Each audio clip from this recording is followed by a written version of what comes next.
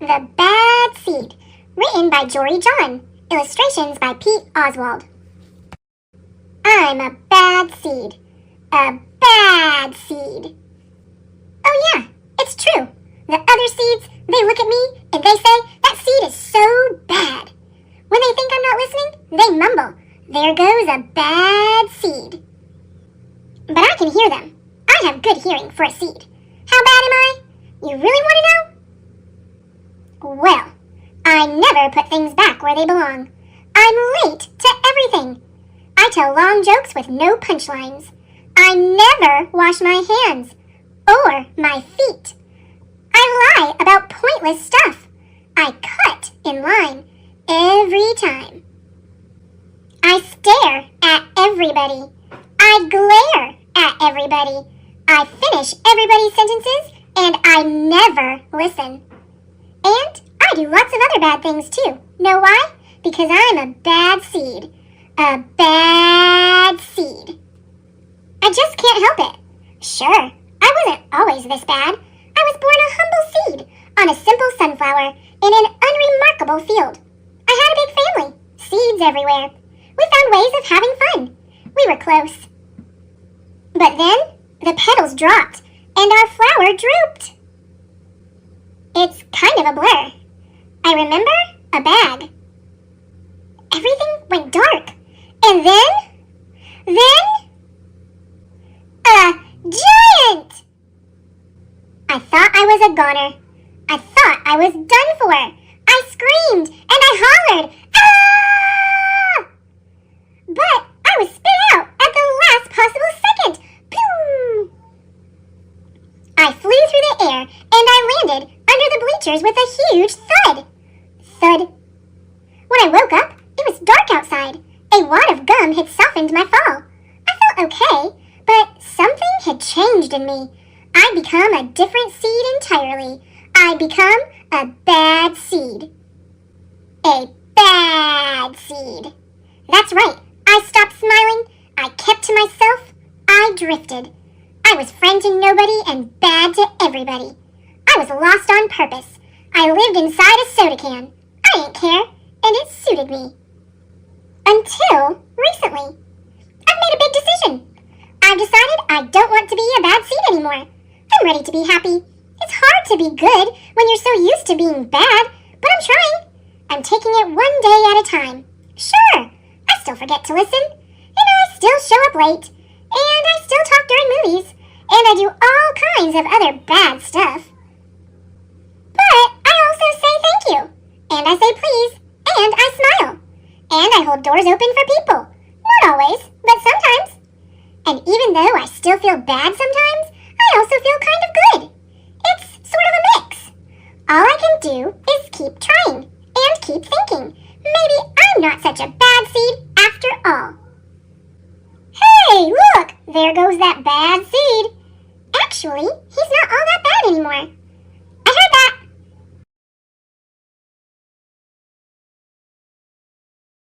The Cool Bean by Jory John and Pete Oswald. Watch out!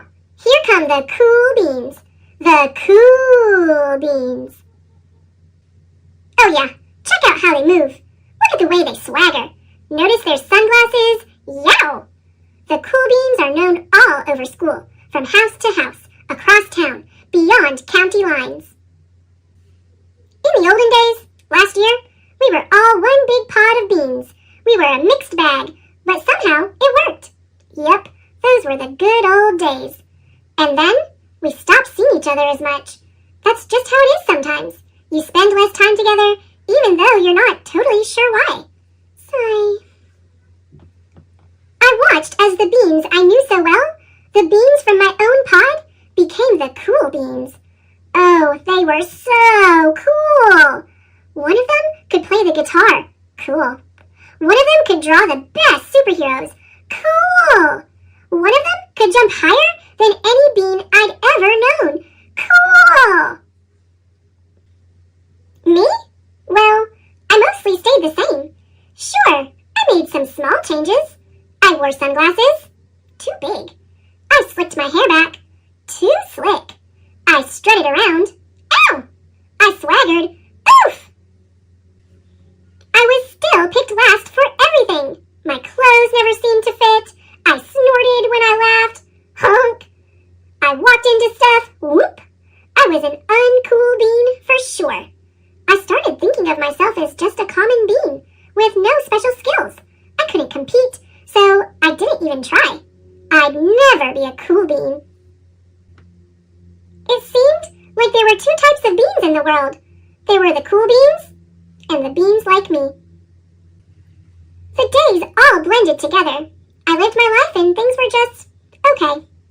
I took tests and ate lunches and mostly kept to myself. The cool beans continued being cool.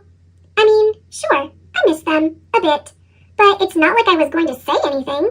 I felt like all that coolness had gotten in the way of our friendship. And that's how it went, until one day. I was in the cafeteria. I dropped my lunch on my loafers. Oh no, not again.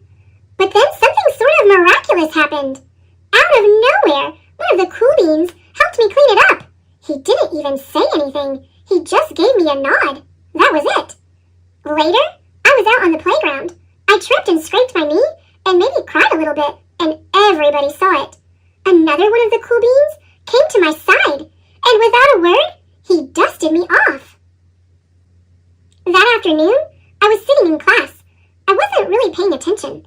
I didn't notice, but our teacher had called on me. Everybody stared. I sat there in silence. Nobody said anything. And then everybody just laughed at me. That was it. After today, I was officially a has-been. But then one of the cool beans stood up and came over to me. Everybody watched. She leaned in close and whispered, "Hey, the teacher asked you to read from page 32. Then she gave me a quick wink and went back to her seat. It was a small gesture, sure, but it was also everything. I walked home with a goofy smile on my face. I smiled all the way through dinner. That day made all the difference. It was a day that could have been really bad, if not for the kindness of a few cool beans. It gave me a shred of confidence. That shred of confidence has continued to grow. Somebody had my back, or a few somebodies. After that, I started hanging out with the cool beans again. How have you been? Get it? How have you been? Not all the time, but sometimes. At lunch, after school, even on the weekends. Throughout all of this, I realized that it's not about how you look, or any of that other silly stuff. It's about a wink, or a nod, or a smile at just the right moment. It's about dusting somebody off, helping them up again, and pointing them in the right direction. You need a hand? Yes, please. Now that's cool. The Couch Potato by Jory John and Pete Oswald. I am a potato. Not a small potato like my brother. Not a sweet potato like my mother. Not a mashed potato like my Uncle Stu. I am a couch potato. Oh yeah, it's true. My favorite place to slouch is on the couch. I spend all my free time sitting in this exact spot. Why would I ever leave this comfy, cozy couch? It's got everything a potato could need. See? I have this, and this, and this, and one of these, and those, and this, and that, and these. Oh, and this. Check it out. This button activates a gadget that fetches me snacks whenever I want. Bam! Impressed? And I don't have to move an inch. Much easier than going to the kitchen. If the most important thing in life is to be comfortable at all times, then I think I've got it all figured out. But wait! There's more! I haven't revealed the absolute best part of my whole setup. It's everything you see in front of me. Have a look around. Take it all in. Pretty spectacular, right? Yes, it's a sea of shimmering screens from wall to shining wall. What joy! What bliss! These screens feature my favorite shows. This screen has all my unanswered messages. These screens are where I play video games. And this screen is a live stream of my friend, my best spud for life. This is how my pals and I spend quality time together. It's much easier than trying to meet up somewhere like folks did in the old days, that's for sure. Hey, Spuddy. Hey, Pal Tato. Yes, from this very couch, I can control everything in my life all the time with just a few taps and a couple clicks. Not bad, eh? Ah. Yes, sirree. This is the life. At least, that's what I thought. Until the other day. Something strange happened. There was a knock at the door. It was a delivery. Whoosh! Woohoo! It was my newest device, a video camera that would allow me to watch myself react while I was watching all my favorite shows. All I had to do was plug it in, and my room, nay, my kingdom, would be complete. But suddenly, pew! Everything went dark. Look out! Coming through! Whoops! Oof! Ow! Whoop! I made it to the window. I pulled back the curtains. The sun seemed brighter than I remembered. There was nothing better to do, so I decided to take my dog, Tater, for a walk. Outside. It had been a while. Everything was so vivid, like a high-resolution 156-inch curved screen, but even more realistic. Something smelled fresh. After a few moments, I realized that it was the air. I heard a noise, some chirps, a ringtone perhaps, but no, I looked up to see some birds. I wandered down the street from block to block and across the neighborhood. Eventually, I found a park with a hill.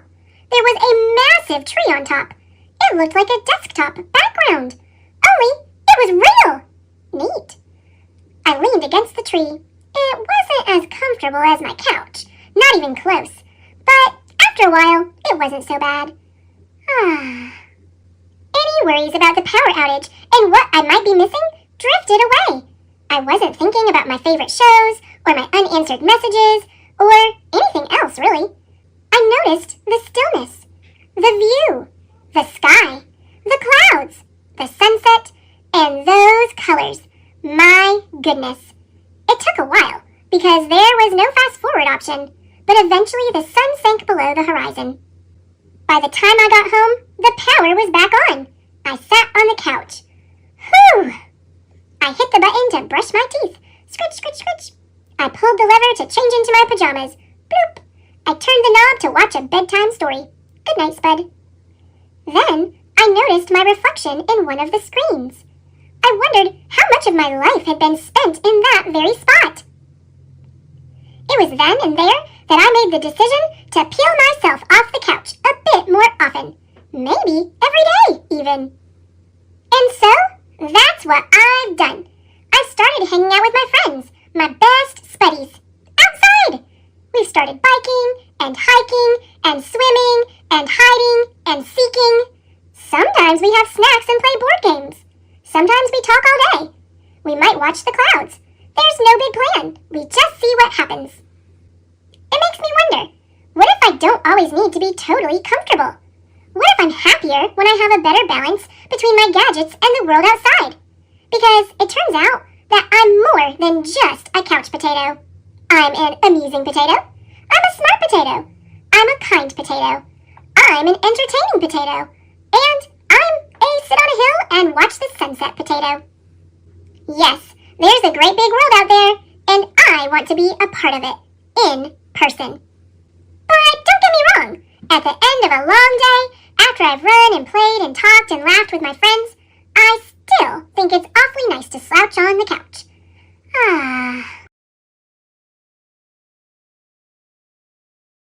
The Smart Cookie, from the #1 New York Times bestselling team, Joy John and Pete Oswald. Greetings! I'm a cookie. I live in a bakery on a street corner near a river. Come on in! Welcome to our little community. It's a warm and supportive place to spend some time. Pretty fantastic, eh? These days, life is sweet, but my journey wasn't always a cakewalk. When I was younger, I couldn't have imagined fitting in here. For a long time, I didn't feel comfortable speaking up or sharing my ideas. I didn't feel like a smart cookie.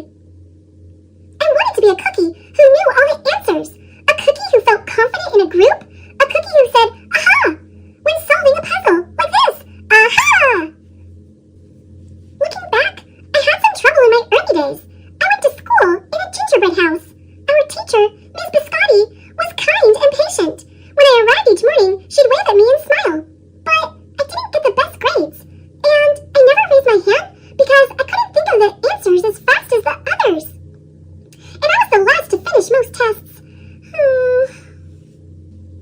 It wasn't because I didn't care, and it wasn't because I didn't try. Sometimes I'd get distracted and mess up, even though I knew the material. Those were the most frustrating moments of all. Once, I misspelled the word dough. That was rough. Another time, I added when I meant to subtract. Occasionally, we'd have a lesson where I had absolutely no idea what was happening.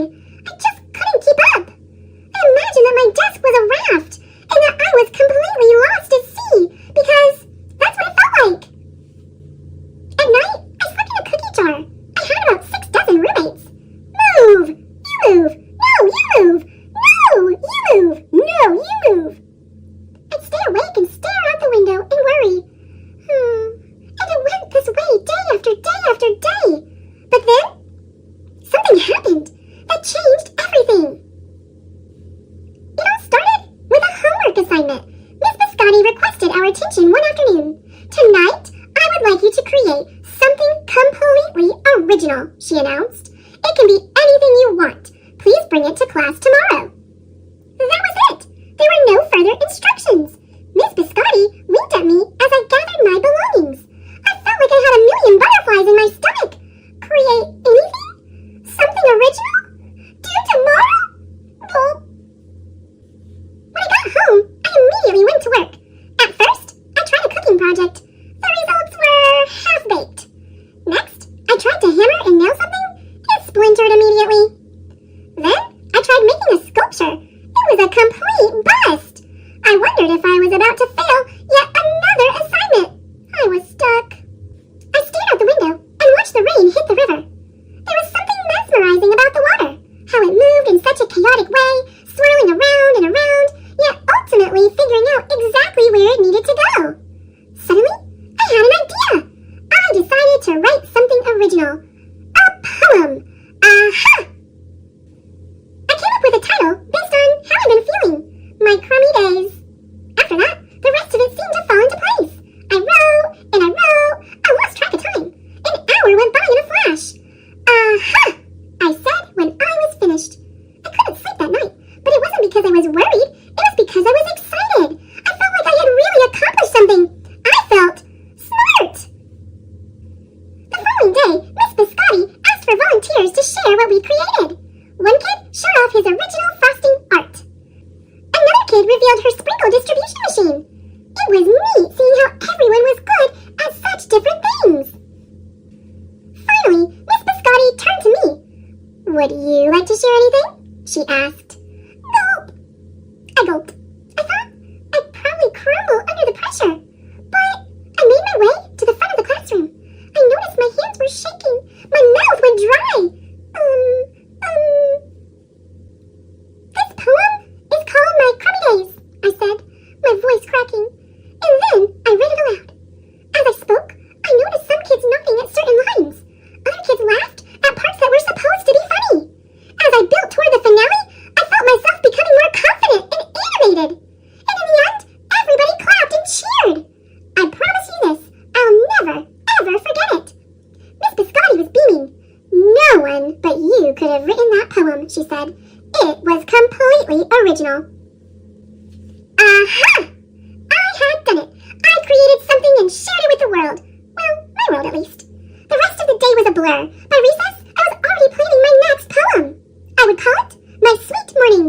Aha! I thought when I came up with the title. Later that afternoon, Miss Biscotti handed me a note. It said that I should keep on writing no matter what. That meant so much to me. School was a bit different after that. I wasn't so scared to raise my hand or ask a question or share my work. Sure, some things still don't come as easily for me as they do for others, but now I know that you can be smart in many different ways. You don't have to have the answers to every question or suddenly be great at everything all at once. You just need a chance to try all kinds of things to find out who you are and what you like to do. As for me, I learned that I can write and I can think of great ideas, and I found plenty of other things I'm good at too. I no longer feel lost at sea. It's more like floating down a river. And the best part is, there's always more to learn. Because we're all smart cookies. The Sour Grape by Jory John and Pete Oswald. I'm a grape. A sour grape. Grrr! If somebody upsets me, I'll remember it. If somebody wrongs me, I won't forget it. If somebody insults me, I'll never ignore it. Nope. See that banana over there? That banana slipped and bumped into me, so I'm holding a grudge. See that orange? That orange didn't call me back for a week. Grudge. See that lime? That lime borrowed my scarf and never returned it. Grudge. I suppose I've got pretty thin skin for a grape. Nobody steps on this grape.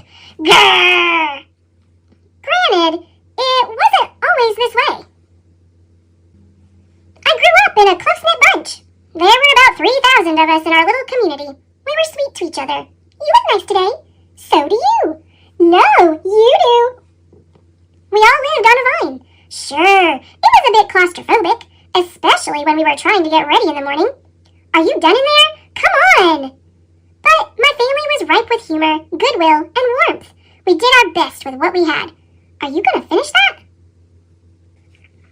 My grandparents visited on the weekends. We'd stroll in the sun, and they'd teach us what they knew. They said that it takes a bunch to raise a seed. They said that good grapes roll their own way in life. They told us to be kind, forgiving, considerate, and grateful. Oh, grateful, my grandpa said with a wink. Above all, no matter what life throws at you, and there will be a lot, try to stay sweet, my grandma said. Indeed, we said in response. And for a while, I was the sweetest of the sweet. I said please, I said thank you, I brushed aside life's little annoyances. I knew how good I had it. Oops, no problem at all.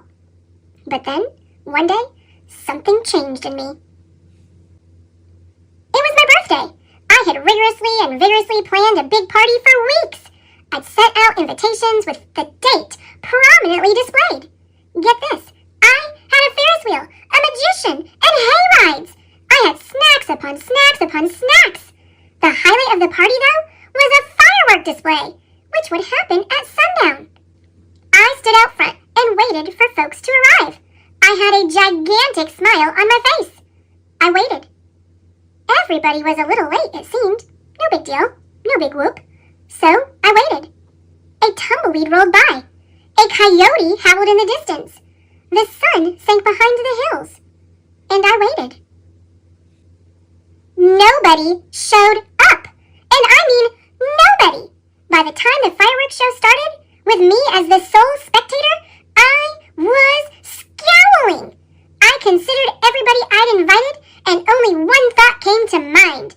Grudge, grudge, grudge, grudge, grudge, grudge, grudge, grudge, grudge. After that, my personality became something else entirely. I went from a sweet grape to a bitter grape to a snappy grape. Who moved my chair? Finally, I became a sour grape. Grrr. I started holding minor grudges that eventually became major grudges. Why don't you watch where you're going? I scowled so much that my face got all squishy. You know what? Don't even bother calling me back. I took my grumpiness out on others. Are you ever going to return my scarf? And that's just how it's been. Day after day, week after week, month after month, grudge after grudge. But something happened recently that changed my thinking. I was getting ready to meet up with my friend Lenny, the only fellow I know who's as sour as I am. Lenny and I usually go to the park, where we sit on a bench and rant about stuff. But just as I was heading out the door, I bumped my knee. Oof! After I bandaged myself up, I discovered I had a flat tire. Ugh! Then I missed the bus, and the next bus was late. Ah! Finally, I got off at the wrong stop. Sheesh! By the time I arrived at the park, it was getting dark. Lenny was fuming and furious, with a frown and a furrowed forehead. His face looked all squishy. We agreed to meet at exactly 4 o'clock. You're 3 hours late! I tried to explain why I was so tardy, but Lenny wouldn't listen. He'd already made up his mind. He'd formed a huge grudge, and he wouldn't budge. I couldn't believe it! How unfair, I thought. How ridiculous, I thought. How similar to the way I would react. Lenny was pretty worked up. He was pacing back and forth, emitting occasional grumbles. His tone was tart, so I gave him a little space. Besides, it was nice out. I noticed the sky changing colors, the melodic chirping of the birds, the evening breeze, the buzz of the park's insects coming alive at night. I suddenly felt grateful and peaceful and calm. Had I been missing all this simple beauty because I was too busy complaining? Meanwhile, old Lenny stormed off, muttering something about disrespect and lack of consideration. I'm pretty sure I heard him add a grrr, too. I walked home. I pulled a dusty box out from under my bed. There were old family photos inside. I spotted myself in one of the pictures. I was so sweet. I knew that little Grape from the photo was still a big part of me deep down. It would just take some work to get back there again. And that was the exact moment I found the invitation I had sent out for my infamous birthday party. The one where nobody showed up. It said May 31st. But wait a minute here. My birthday was on May 21st. Alas, I told everyone to come on the wrong day. Nope. It was all my fault. I realized nobody's perfect, not even me.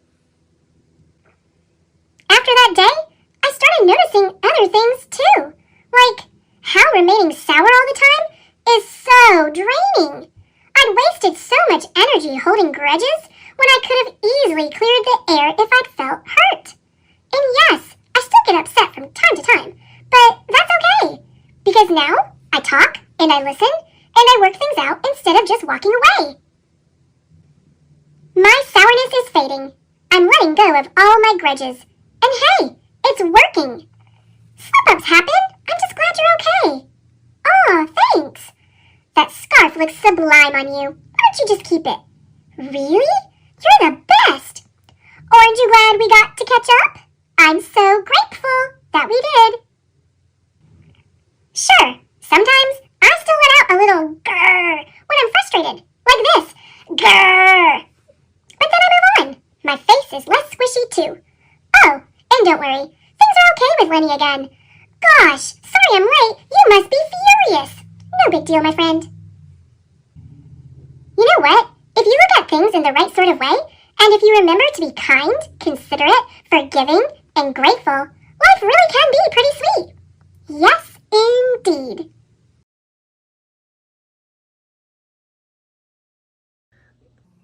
Thanks for watching. Click subscribe